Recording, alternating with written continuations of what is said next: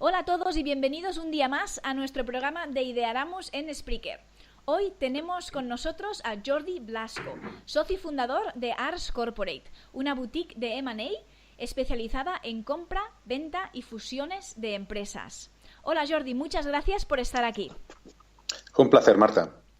Jordi, de hecho nos dará un webinar la semana que viene en Idearamos, el día 20 de diciembre a la 1 del mediodía, sobre las claves para negociar la venta de tu empresa. Así que no os lo perdáis y apuntaros ya mismo en idearamos.com a su webinar. La compra-venta de las empresas forma parte del ciclo de vida del ecosistema financiero y empresarial. Es decir, es necesario que haya movimiento y que se compren y se vendan empresas.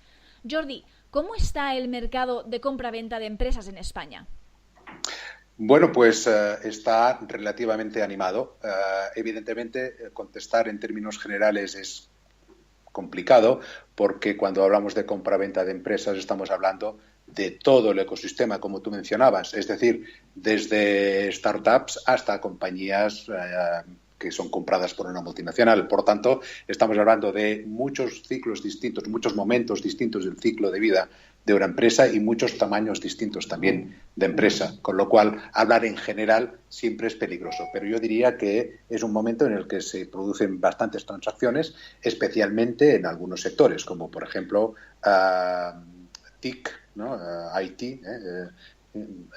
y todo lo relacionado con nuevas tecnologías en general, o también healthcare o cuidado de la salud, o ya sectores más tradicionales, pero que tienen una fuerte presencia en la economía, como podría ser pues el sector industrial, muy relacionado con química o con el metal.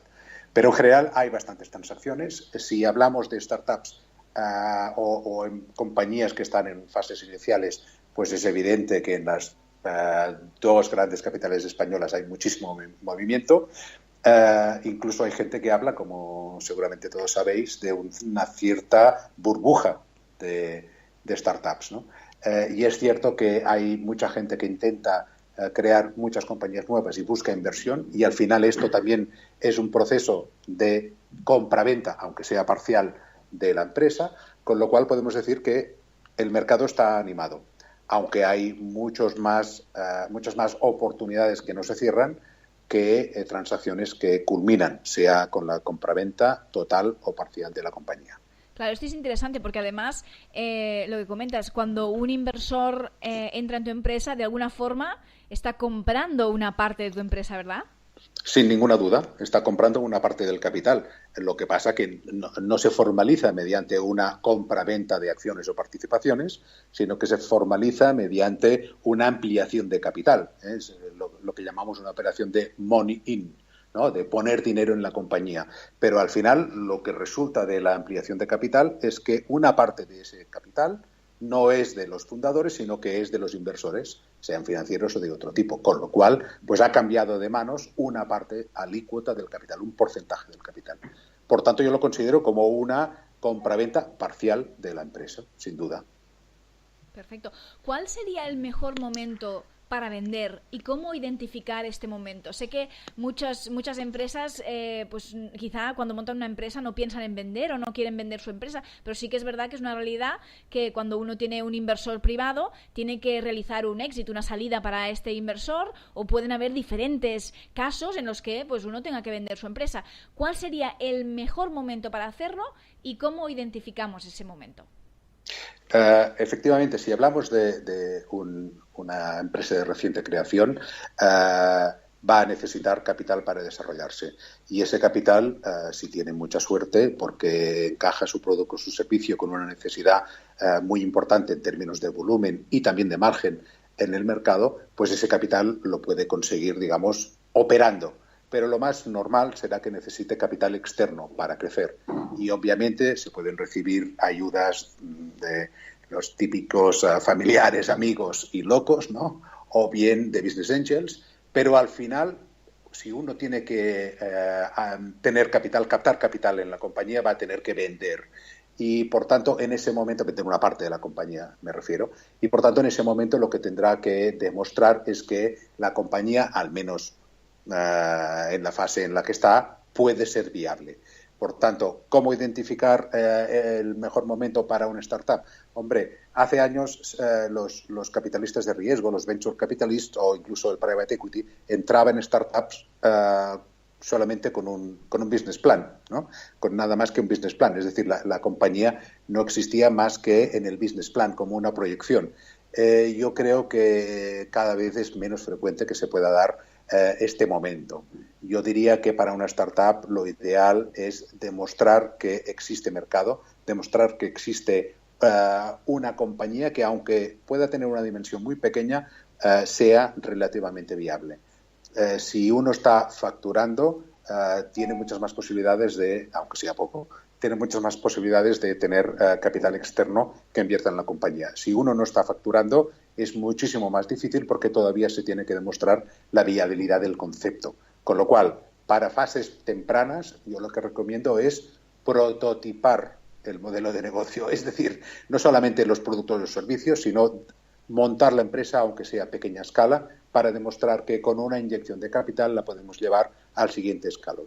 Si hablamos de compañías ya más o menos establecidas, con cierta facturación recurrente, con empleados, etcétera, ahí lo que tendremos que demostrar es, en primer lugar, que la compañía no depende solamente de nosotros, es decir, que los fundadores no somos imprescindibles para la compañía y que tenemos por debajo un equipo directivo, más o menos extenso, en función del tamaño de la compañía, que demuestre a los inversores que la compañía puede subsistir sin nosotros. Porque evidentemente cuando alguien invierte en una compañía donde todavía está el fundador, la gran pregunta, o fundadores, la gran pregunta es si la compañía es viable sin el fundador. Si hablamos ya de una compañía muchísimo más grande, pues evidentemente las cuestiones que va a mirar un inversor son la recurrencia de los ingresos, la recurrencia de márgenes, posibilidades de expansión, etcétera. Pero hay una norma común en todas las fases y es que la compañía se tiene que llevar de una forma lo más limpia posible. Es decir, vale la pena tener o gastar el dinero que haga falta para tener una buena contabilidad, unas finanzas saneadas, pocos problemas de carácter laboral, fiscal, etcétera, porque todo esto lo que va a hacer es que, aunque haya una buena oportunidad de mercado y nuestra empresa sea una buena candidata a cubrir esas necesidades, va a hacer que el capital se marche para buscar inversiones más tranquilas. O, como mínimo, nos va a costar mucho más obtener esa inversión, o nos va a significar que tenemos que sacrificar mucho más capital por esa misma inversión. Con lo cual, en todo momento, en todas las fases de la vida, el ciclo de vida de la compañía, llevar las cosas escrupulosamente es fundamental para pensar en una venta total o parcial de la compañía. Fantástico. ¿Y cuál sería? De hecho, nos estás dando también bastantes consejos que sería mi propia pregunta, pero te lo explicaré, te lo preguntaré. ¿Qué claves o consejos darías a los emprendedores que están en un proceso de vender su empresa? Uno de ellos, por supuesto, es el que acabas de comentar, que además es una cosa que yo siempre le digo a los emprendedores y es que creo que das ahí en la clave total, por supuesto, ¿no? Que es llevar todo escrupulosamente bien, ¿no? Y tenerlo todo limpio y claro. Sí, ¿Cuáles fundamental. serían otros consejos para estos emprendedores que están en un proceso, quieren entrar en un proceso de vender su empresa? Bueno, lo primero que mencionaba, es decir, la sensación que tienen los inversores de que la empresa depende de los fundadores es un freno muy importante, con lo cual enseguida que haya suficiente facturación, suficiente movimiento, creo que los fundadores harían bien o hacen bien de dotarse, de rodearse de gente formada para ayudarles en las operaciones. Todos hemos visto ejemplos de empresas de base tecnológica que tienen un producto o un servicio realmente brillante, pero los fundadores tienen un background, una formación también tecnológica y, en cambio, no tienen formación de gestión de las compañías. ¿Por dónde suelen fallar este tipo de compañías de base tecnológica? Pues en todo lo relacionado con la gestión, tanto financiera como comercial, como de recursos humanos, porque los fundadores, digamos, tienen un peso muy importante en cómo se conforma la compañía. Por tanto, primer consejo y fundamental, enseguida que haya facturación, los fundadores tienen que identificar cuál es su mejor posición en la compañía. Evidentemente que van a tener funciones ejecutivas, pero funciones ejecutivas acordes a su formación y acordes a sus intereses. No pensemos que porque uno es ingeniero de telecomunicaciones tiene que saber gestionar recursos humanos o las cuentas a cobrar o la financiación de la compañía. No es así. Por tanto, enseguida que se pueda, primer consejo, rodearse de buenos profesionales. Perfecto. Y para finalizar, nos pasamos un poco al otro lado. Hay muchas empresas en las que su estrategia para crecer podría consistir precisamente en comprar empresas. Hemos estado hablando ahora desde el punto de vista de aquel emprendedor que vende su empresa, ¿no? Y aquel comprador, el inversor quizá financiero que entra y que invierte y por tanto compra parcialmente la empresa. Pero ahora nos pasamos al bando de estos emprendedores que quieren comprar empresas estratégicamente para crecer, ¿no? Para poder tomar partes en el mercado, etcétera, etcétera. ¿Qué secretos, qué consejos nos podrías compartir, según tu experiencia, para poder hacer esto bien y crecer a través de la compra? El primero y más importante es tener un plan estratégico propio. Este es fundamental, porque la gente, desgraciadamente, suele mirar al tema de compra-venta de empresas de una forma demasiado oportunista. Yo no digo que no se tengan que aprovechar las oportunidades cuando éstas aparecen, y oportunidades en todos los ámbitos. Y obviamente una oportunidad para comprar una compañía, pues se tiene que estudiar y uno le tiene que dedicar el tiempo. Esto está claro. Ahora bien, la decisión de compra no tiene que ser porque nos aparece la oportunidad, sino porque la empresa que estamos mirando encaja con nuestros planes estratégicos. La compraventa de empresas no es más que un medio para obtener objetivos estratégicos. De modo que lo interesante, para que no haya las desgracias que hay en términos de no creación de valor cuando se compra una empresa, lo ideal es tener un buen plan estratégico digamos a 3 años, a 5 años, que nos permita vislumbrar cuáles son los principales hitos que vamos a intentar perseguir. Y a partir de ahí, lógicamente, si aparece una compañía que encaja y que nos ayuda a conseguir uno de estos hitos, pues adelante, se puede estudiar la compraventa. Pero no nos planteemos las compraventas de empresas porque la empresa está barata, por ejemplo, claro. que es un error súper común. Como la compañía está muy barata, pues bueno, aunque no encaja del todo, pero sabes que, mira, vamos a estudiar la compra. Grave error. Es muy fácil, digamos, perder el foco cuando crecemos de manera inorgánica, es decir, comprando empresas o negocios, y sobre todo porque la empresa está barata o porque hay algún elemento que la hace especialmente interesante, pero no estaba realmente previsto como una prioridad en nuestro plan estratégico. Esta sería la primera recomendación más importante. La segunda, bueno, pues externalizar todo lo que se pueda. ¿Por qué? Bueno, pues porque la compraventa de empresas es una actividad realmente que consume muchísimo tiempo, muchísima atención y muchísimos recursos. Y es muy fácil despistarse. Y cuando uno crea una empresa, bastante tiene con las operaciones del día a día, francamente. Con lo cual, yo creo que o bien uno tiene estructura suficiente como para tener recursos dentro de la casa dedicados a estudiar oportunidades, o se externaliza con profesionales y lo que se hace es hacer un equipo, digamos, descentralizado entre la gente de la compañía y los asesores externos para avanzar en el proceso de compraventa de empresas. Hay muchos sinsabores en una compraventa de empresas. Puede ser bastante ingrato el proceso. Hay muchas operaciones fallidas porque no se ponen de acuerdo comprador o vendedor, porque el comprador encuentra pufos, como se llaman coloquialmente, problemas en el proceso de due diligence, etcétera. Hay una tasa de fracaso importantísima. Con lo cual, mi recomendación segunda es dedica recursos especializados a la compraventa de empresas, y si no tienes suficiente tamaño, los buscas fuera.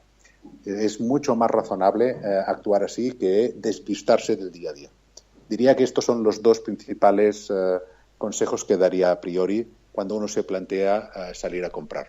Perfecto. Y yo te preguntaría también, para terminar, sobre este tema de la compra de empresas. Si un emprendedor se está planteando crecer así, ¿puede preguntarle a sus inversores o ofrecerle a sus inversores o buscar esta inversión de sus inversores privados para precisamente que el uso de los fondos, ¿no?, de use of funds, sea precisamente la compra de una o más empresas en su sector? Es decir, como empresa podemos ir a buscar el dinero de nuestros inversores y los inversores esto lo ven estratégicamente. Según tu experiencia, ¿cómo lo ves esto? ¿Cómo lo recomiendas, esta operación? Pues mira, justamente cuando uno apela a los inversores, los actuales o los potenciales, para invertir en una compañía, tú les tienes que explicar una historia, ¿no? Les tienes que no diría vender la moto, perdonadme la expresión coloquial, pero les tienes que explicar para qué necesitas los fondos. Y esta es la lógica, es la dialéctica que se establece con los inversores en fases tempranas en una startup. Pero también cuando vamos a buscar dinero de un private equity, es decir, de un fondo realmente grande, que le contamos la historia de qué compañía tenemos, hacia dónde vamos y las oportunidades que hay en el mercado. Y obviamente un uso muy apetecible de los fondos de los inversores es salir a comprar otras compañías. Uh-huh. Ahora bien, recomiendo tener un buen plan estratégico, como dije antes, para justificar que se van a dedicar los recursos a crecer inorgánicamente para avanzar en los objetivos estratégicos. No salir a comprar por comprar o salir a comprar oportunidades, ¿no? Salir a comprar saldos. No. Los inversores van a ir con muchísimo cuidado a la hora de dar dinero para comprar otras compañías si no está muy claro qué objetivos estratégicos se pueden conseguir. Un ejemplo clásico de fondos para comprar empresas es cuando estamos en un mercado que está muy atomizado y lo que queremos es consolidar el mercado, es decir, captar más cuota de mercado. El crecimiento orgánico, por ventas, etcétera, puede tener un límite o puede ser relativamente lento.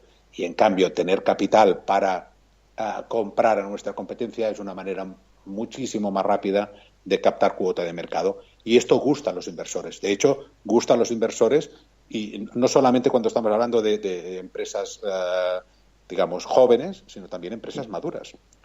Es muy común cuando se hace una emisión de bonos en cualquier mercado financiero, los mercados grandes, digamos, o los pequeños tipo MARF o el mercado francés o el alemán de bonos de medianas y pequeñas compañías, es muy común que la bond story, es decir, la explicación de por qué necesitamos el dinero, incluya el crecimiento inorgánico, es decir, el crecimiento mediante compras, la consolidación del mercado. Eso gusta a los inversores. También es una de las razones por las que la gente sale a bolsa. Cuando uno está cotizando en bolsa, puede, como todos sabemos, hacer emisiones de capital y quedárselo incluso en autocartera, una parte, o bien hacer una emisión de capital para salir de compras. Y esto también es una historia que se cuenta al inversor que gusta mucho. Pero yo diría que lo fundamental es que el crecimiento inorgánico encaje muy bien en los objetivos estratégicos. Y es lógico que se hable de la posibilidad de comprar una empresa cuando lo que queremos, por ejemplo, es comprar una tecnología que no tenemos o que nos llevaría muchísimo tiempo y dinero desarrollar, ¿no? Con lo cual, efectivamente, comprar empresas es atractivo tanto para la compañía como para sus inversores, los actuales o los que puedan venir a continuación, pero siempre que tenga mucho sentido y que quede claro que el management no se va a despistar. Si me permitís, os cuento una pequeñísima anécdota de una compañía de equipos eléctricos. Ya estamos hablando de compañías ya mucho más grandes. Esta es una compañía cotizada en Estados Unidos y que estaba buscando compañías para comprar en Europa y nos encargó el proceso. Nosotros hablábamos con el CEO de Estados Unidos y también accionista de la compañía. Y cuando le preguntamos, oye, ¿y tus country leaders, tus country managers van a estar al tanto del proceso? Tenemos que hablar con ellos, etcétera. Y este señor nos dijo, no. Oye, que ellos se ocupen del día a día, que bastante duro es, y no quiero que se despisten con cosas tan glamurosas como el M&A. Al final es menos glamuroso de lo que parece, desde fuera. Pero en todo caso sí que es cierto que esto indica que es un proceso muy costoso en términos de tiempo, diría yo, y en términos de atención.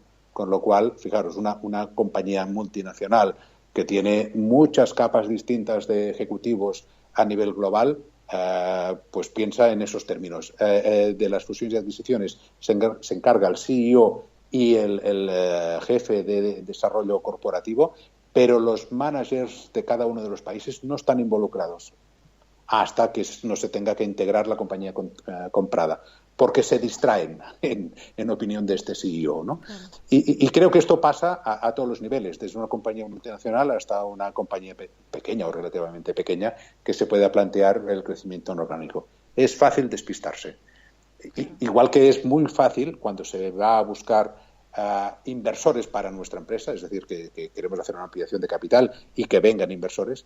Bueno, el que ha pasado por este proceso lo sabrá perfectamente. Es muy fácil despistarse del día a día, porque lleva muchísimo tiempo reunirse con posibles inversores, explicarles las cosas, etcétera.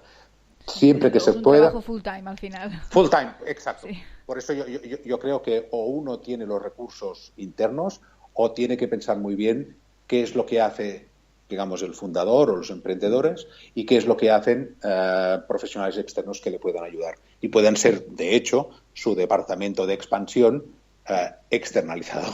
Correcto. Pues muchas gracias, Jordi, por todos estos consejos. Me quedo con 2 frases tuyas hoy. Una sería llevar la contabilidad y cuentas de forma escrupulosa y una gestión limpia e impecable en todo momento. Sin duda. Hablabas de preparar todo bien y dejar siempre la empresa, aunque estemos empezando, al final siempre cada cosa es una empresa, ¿no? Aunque la estés empezando, tienes que llevarla de forma profesional. Y sobre todo si vas a pensar que alguien tiene que mirártela para una posible inversión o compra, ¿no? Claro. Y la segunda frase con la que me quedo sería la gestión de esta compra debe responder a una estrategia previa y propia. Exacto, no fundamental. Y lo ideal de ambos mundos sería tener un buen plan estratégico y que encontrásemos una oportunidad y una empresa muy barata, ¿no? Que encajase. Pero, eso es el sueño ya. Exacto, como decía Picasso, ¿no? Cuando le preguntaban sobre la inspiración, que me venga la inspiración cuando estoy transpirando, es decir, cuando estoy trabajando, porque si me viene cuando estoy paseando en barca no voy a pintar. Claro. ¿No? Pues esto es un poco lo mismo, que te venga la oportunidad pero que encaje en tu plan previamente realizado. Sí, fundamental.